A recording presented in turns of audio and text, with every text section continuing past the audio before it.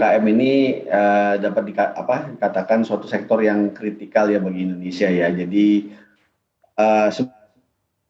ekonomi yang ada di negeri ini itu tergolong sebagai UMKM dengan kontribusi kepada PDB mencapai 40% lebih ya, sekitar itu. Jadi agak timpang 90%, tapi 40% kontribusi PDB. Tapi terhadap serapan tenaga kerja dia mencapai 80%. Jadi 80% tenaga kerja di Indonesia ini diserap oleh UMKM. Jadi dengan kita bisa melihat bahwa pelaku ekonomi ini perlu mendapatkan perhatian dan perlu didorong untuk memiliki potensi untuk menjadi motor ekonomi ke depan ya, seperti itu. Saya melihatnya di situ motivasinya dari Bank Indonesia ya untuk mengeluarkan kebijakan ini, seperti itu.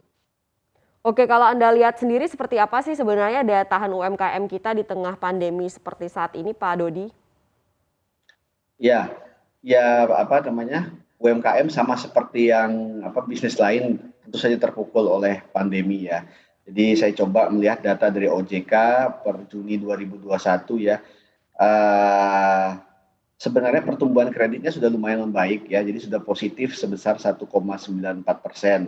ya, seperti itu. Nasional sendiri kan kita ya alhamdulillah Juni kemarin itu sudah positif 0,6. Kita sepanjang tahun tuh negatif pertumbuhan kredit. Tapi kita masih lihat ya ini masanya kan kuartal ketiga ini kan PPKM lagi ya. Jadi ya kita mungkin akan mengalami drop lagi seperti itu. NPL untuk sektor ini berada di sekitar 4,2%, seperti itu. Jadi bisa dikatakan ya masih lumayan resilient ya, seperti itu. Tapi ya kita perlu catat bahwa kredit restru itu kan mencapai 789 triliun, di mana 75%-nya itu adalah kredit UMKM ya. Jadi ya lumayan terpukul sektor ini, pelaku ekonomi ini. Seperti itu.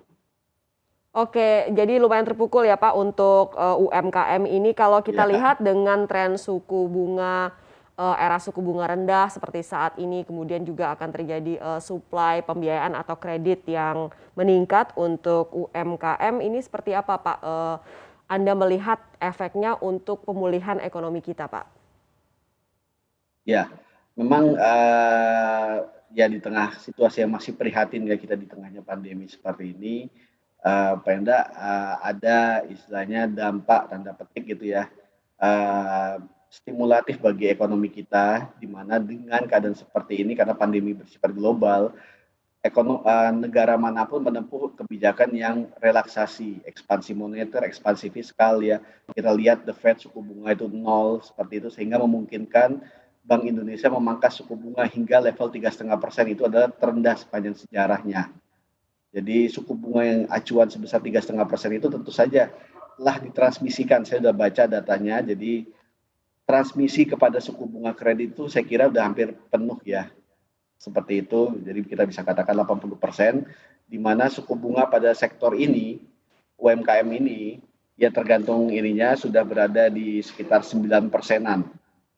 9% untuk kredit modal kerja, untuk kredit investasi sekitar 8,7 ini juga bisa dikatakan terendah sepanjang sejarah kredit kepada suku bunga kepada sektor UMKM, suku bunganya sudah single digit. Misalnya stimulus itu tidak hanya masanya kan sekarang UMKM ini terbantu sama suku bunga pembiayaan pendanaan yang rendah, tapi masalahnya sekarang yang lebih concern itu adalah sisi jualan mereka, sisi bisnis mereka yang sangat terpukul. Jadi UMKM ini adalah salah satu sektor yang bisa kita katakan sensitif terhadap kebijakan yang sebenarnya ditujukan untuk mengendalikan pandemi. Untuk informasi lebih lengkap dan berita terkait, jangan lupa klik link di deskripsi. Install juga aplikasi CNBC Indonesia di App Store maupun di Play Store dan please subscribe ya guys.